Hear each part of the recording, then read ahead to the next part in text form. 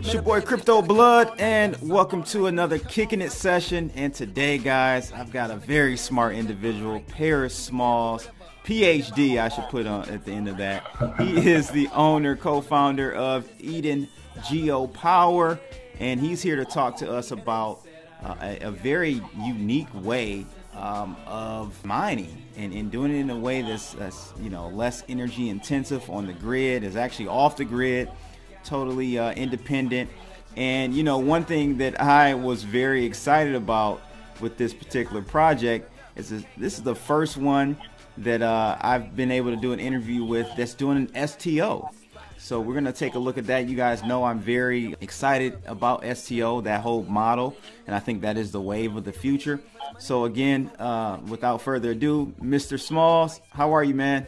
I'm doing well, man. It's great to be here. We both got on purple. This was not planned here, guys. Hey,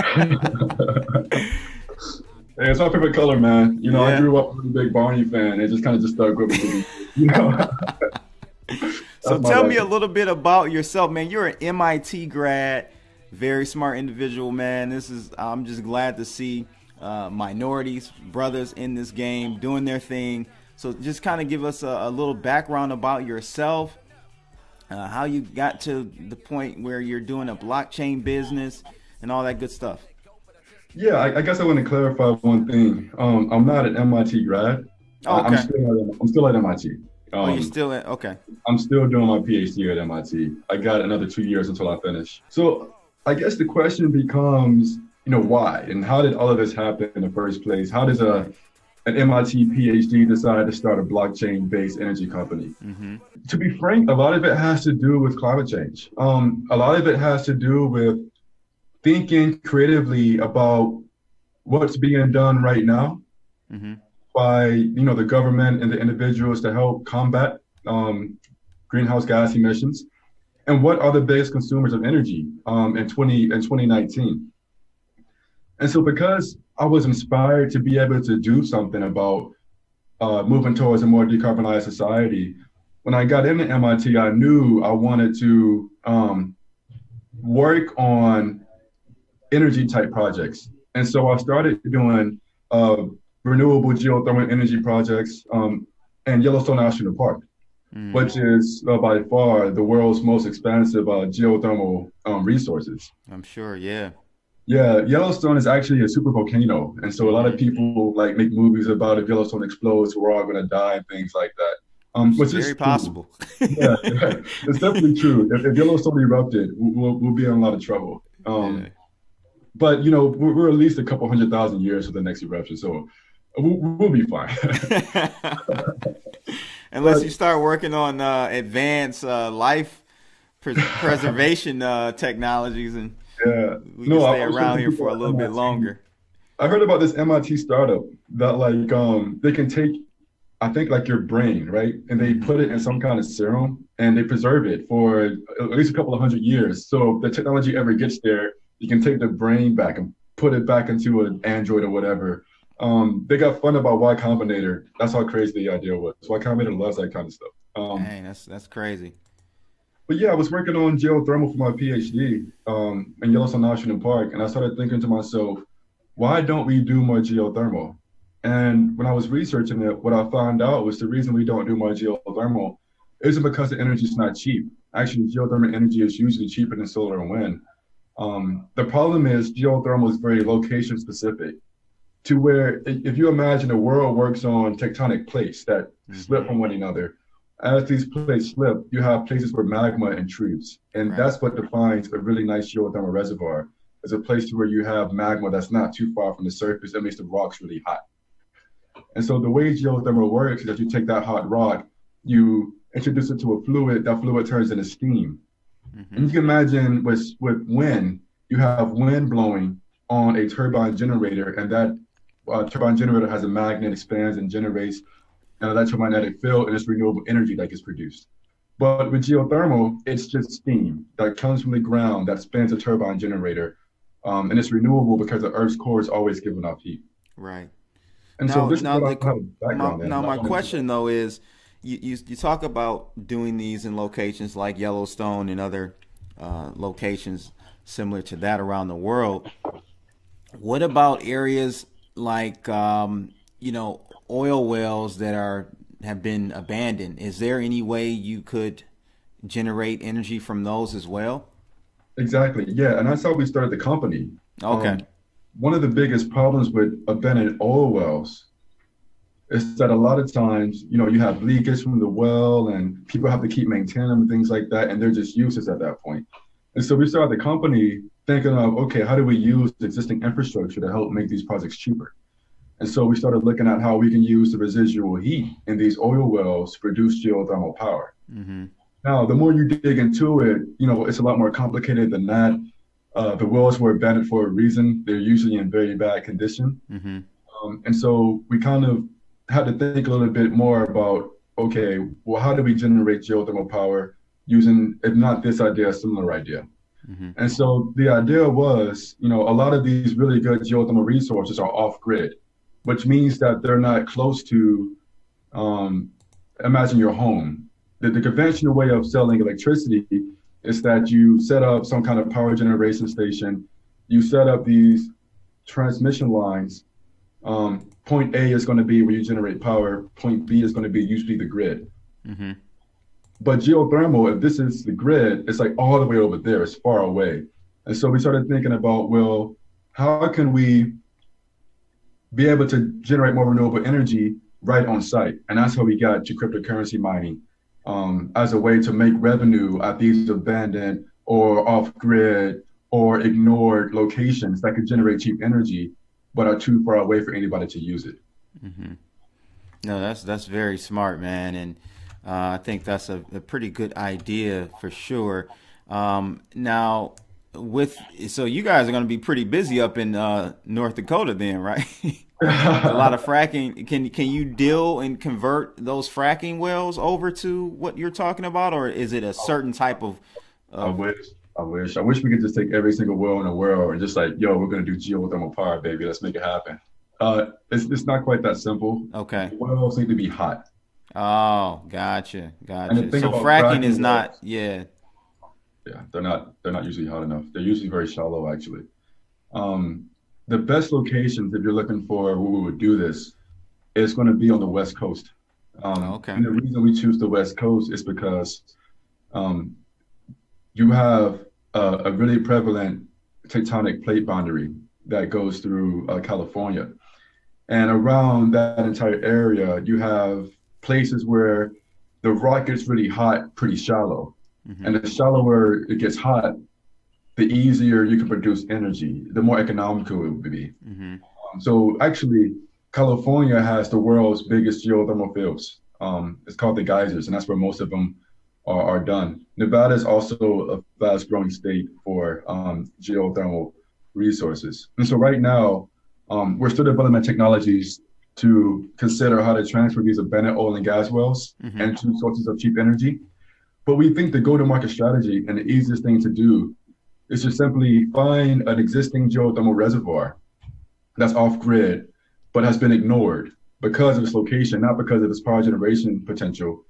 Utilize our novel cryptocurrency mining, and later on in the interview, we can talk about other use cases for the energy business model to be able to develop a traditional geothermal project, just with a different use case for the energy.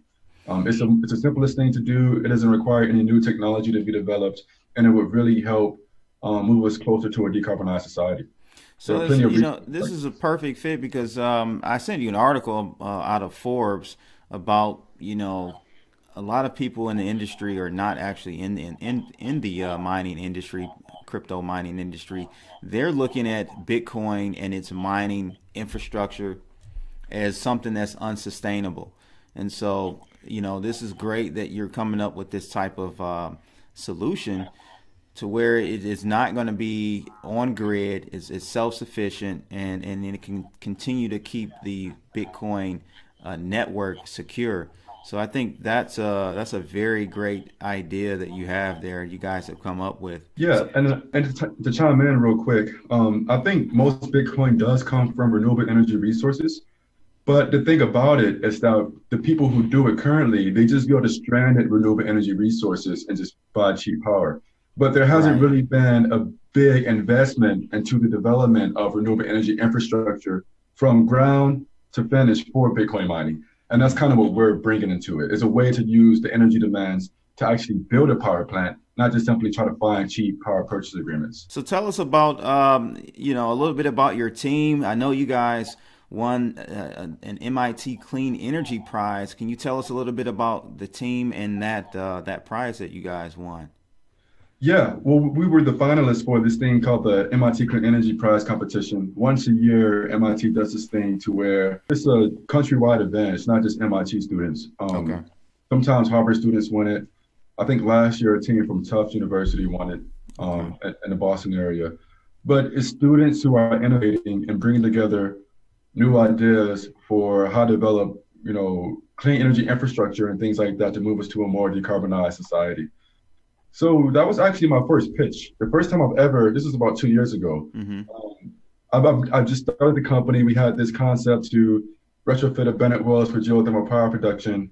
I haven't raised a nickel, and I just applied to this competition just to see what's going to happen. And we made it to a finalist. I think we had like a 5% chance of being chosen as finalists, and we actually made it.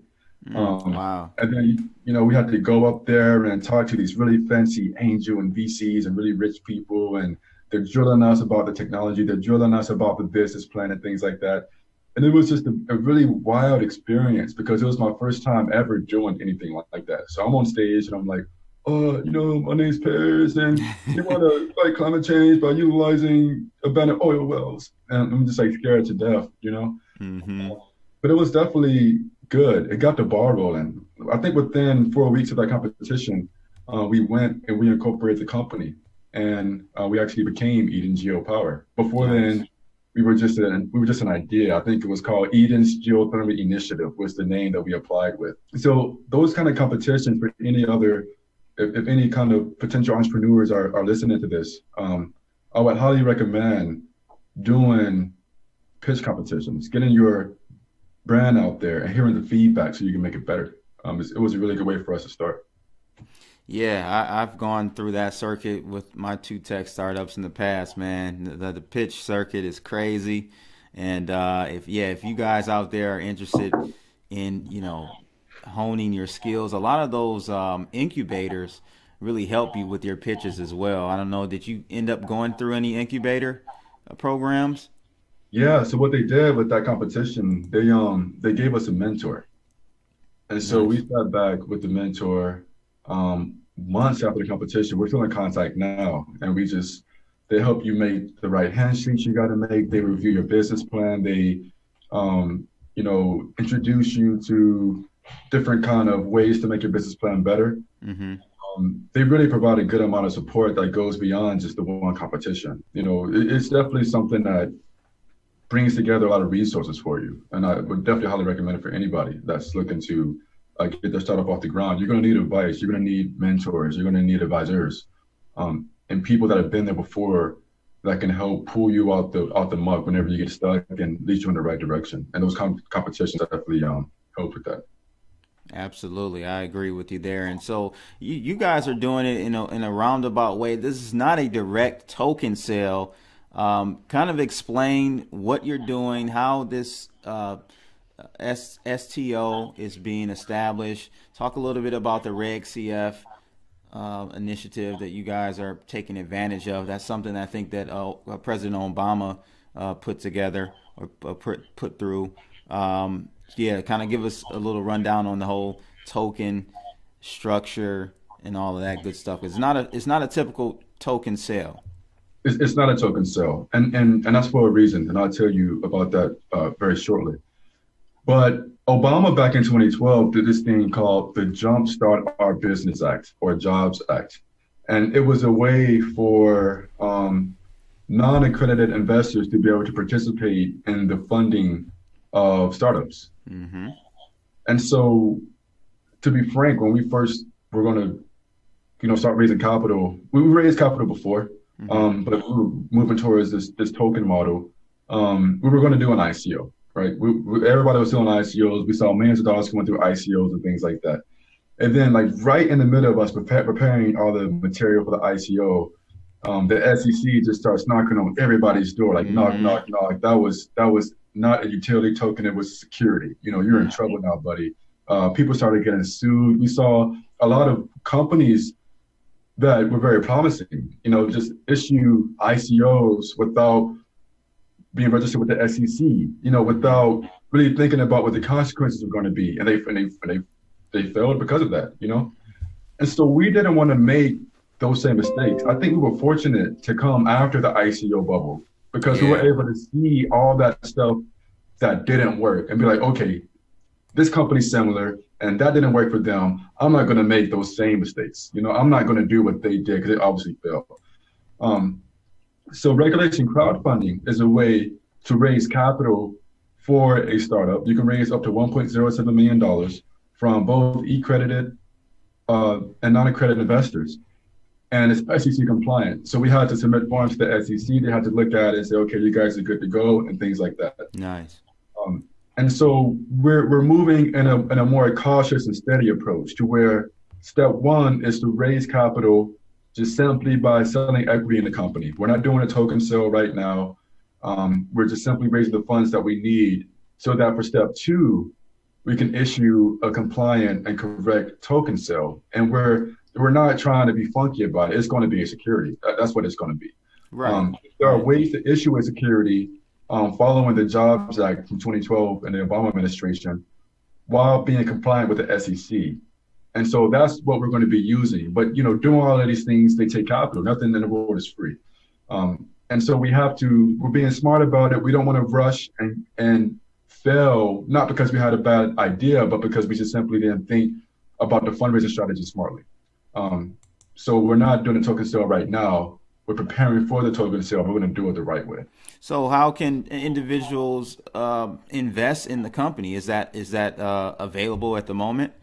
Yeah, it's available at the moment, and it'll be a very straightforward equity investment, which is actually better because you're investing in the company and you're getting stock back. You're getting common stock. You're getting potentially preferred stock, depending on how much gets invested. And so as the company grows from a 10 million valuation to a 50 million to 100 million valuation, now you get a 10x return just based off company growth, not any kind of speculation regarding the token models and things like that. Exactly. So right now, people can invest. It's open. If you go to our website and you click participate in the offering, it will take you right to the Start Engine page. It's right at the very top. Right there. If you guys see that, participate in the offering, it'll take you right to the page on startengine.com where you guys can begin to invest in this. And this is a great idea. I've been very critical of President Obama in many ways, but I will have to say that was one thing that was very good, definitely was needed, because you got a lot of these, rich guys, individuals and groups that are able to participate in great ideas like this and leave everyone else out. So this is great. If you guys want to, like I said, this is the new way of doing things, and forget about the ICO tokens. STOs are going to be the wave of the future, and Paris Small and his team, they're ahead of the curve when it comes to this type of fundraising. So if you guys are interested, definitely check their site out for more information about it. There are different bonuses and tiers that they offer. So very good idea there. And it's really good. I think, many times you say first movers advantage. Well, in this case, it was great that you didn't move first with the wave of ICOs and took your time there. So that's great, man. Yeah, and it's cool because you can. It takes 5 minutes to invest. You can invest via credit card, via debit card, and also via Bitcoin and Ethereum. So you can still invest in tokens. But it's a way to do it without having to worry about the SEC come knocking on the door and telling you to shut down. They approved it. They said, you know what, you followed regulations that we set out back in 2012. There you go. You're good to go. And that's how we're going to be moving forward, doing it correctly and not. We're building a company. We're not trying to do a quick buck type thing. We're trying to build this thing, and to do that, you got to have communication with the governments. That's just the way it is. So how how capital intensive is this though? Is this going to be like every location? Do you guys have an idea of capital costs? Yeah, and this would bring us to the token model. Yeah. And so the whole point of tokenizing the infrastructure, looking at the tokenization of a power plant, is because you're right, it is very capital intensive for one, two, or three groups to invest in. The going number to use for a geothermal power plant installation is $2,500 per kilowatt of installed capacity. So to give you an idea of what that means, a 10 megawatt geothermal power plant will cost you around $25 million. Wow. And so what we've done is said, hey, why have one or two people finance this? We saw, I think one thing that the ICO model taught us was that cryptocurrency is the new way of wealth exchange.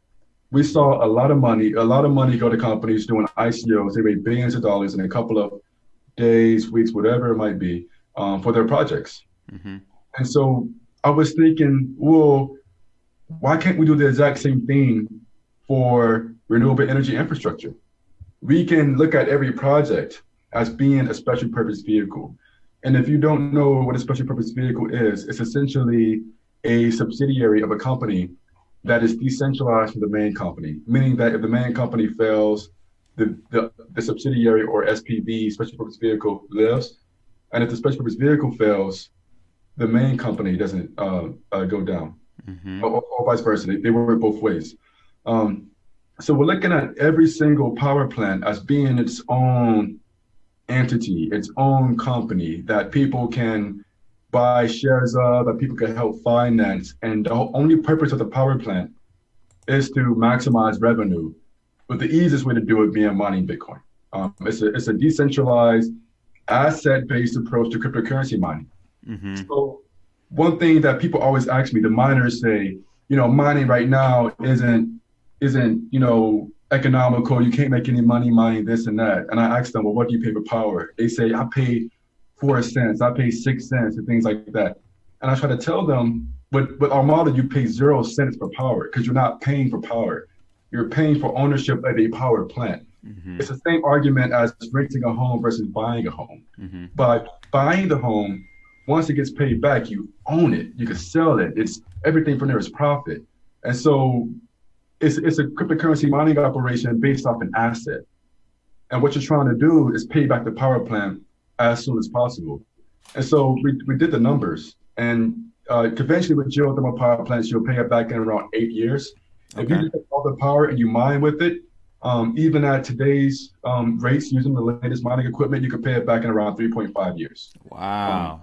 Pretty drastic. And we're in suppressed markets right now. So I can only imagine if, Bitcoin just doubles, that cuts it down to roughly 1.5 years.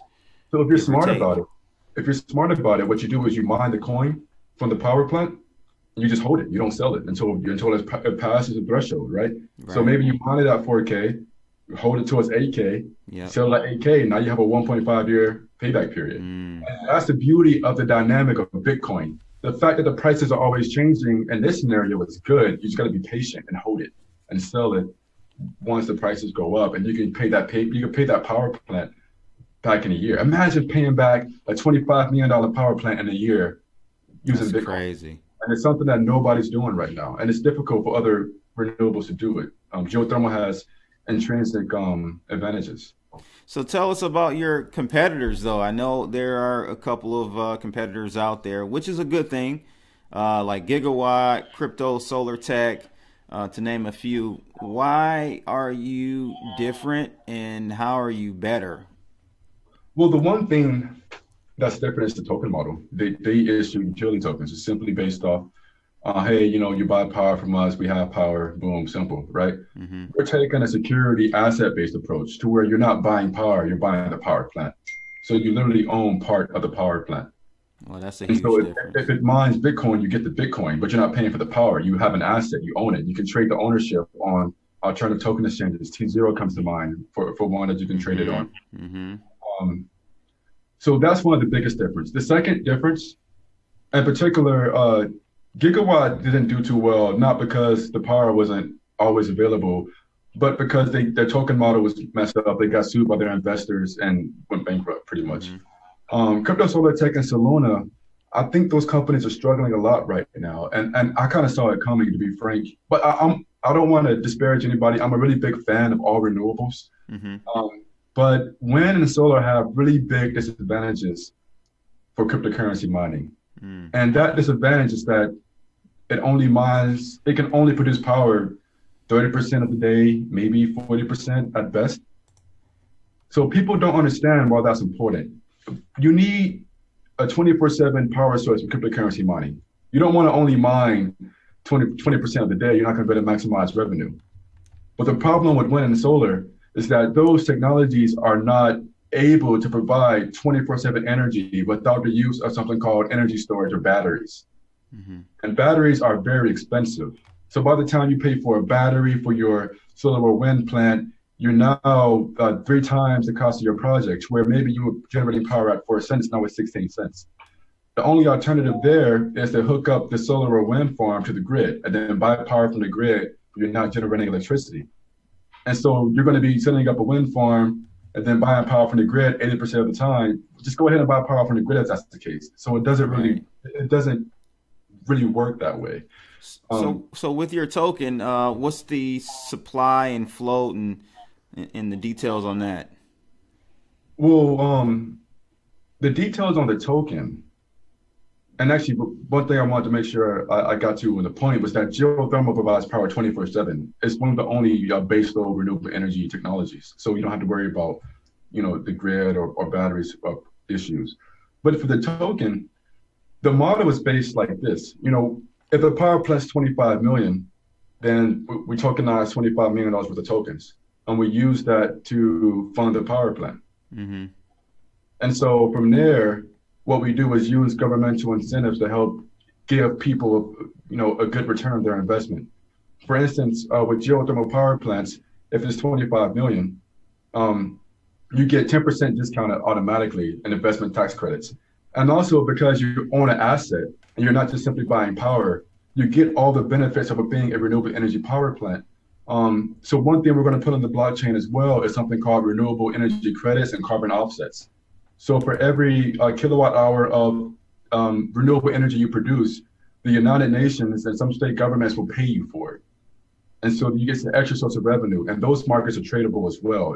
There's an entire carbon market that fluctuates in price. And so you get all of these offsets as well because you own the power plant, and you get all the benefits of ownership as opposed to just buying electricity through a PPA.